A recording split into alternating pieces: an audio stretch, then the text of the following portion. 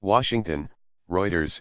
The union representing National Football League players on Tuesday said it had filed a grievance against the NFL over its policy requiring players to stand for the national anthem or wait in dressing rooms, saying it infringed on their rights.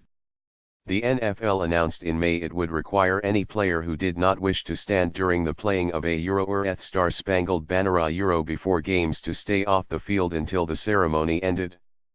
The protests, which began 2 seasons ago, were intended to call attention to what critics say is often brutal treatment of minorities by U.S. law enforcement.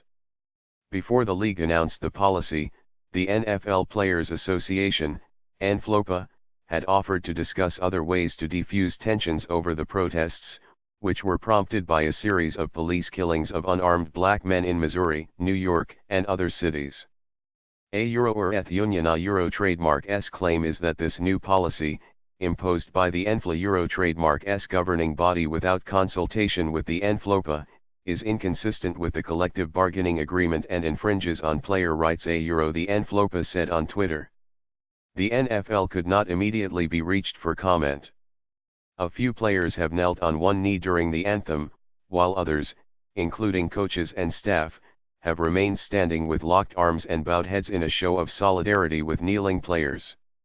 The protests, and the ENFLA Euro trademark's initial acceptance, have become a sensitive political issue largely because of U.S. President Donald Trump. A Euro trademark's repeated criticism of both the protests and the owners for tolerating them. During a speech last year, Trump called on NFL owners to fire players who did not stand for the anthem. Last month, Trump withdrew an invitation to the NFL champion Philadelphia Eagles to the White House after most of the players said they would boycott the event in part because of the presidential Euro trademark's stance on the protests. No Eagles players knelt in protest last season.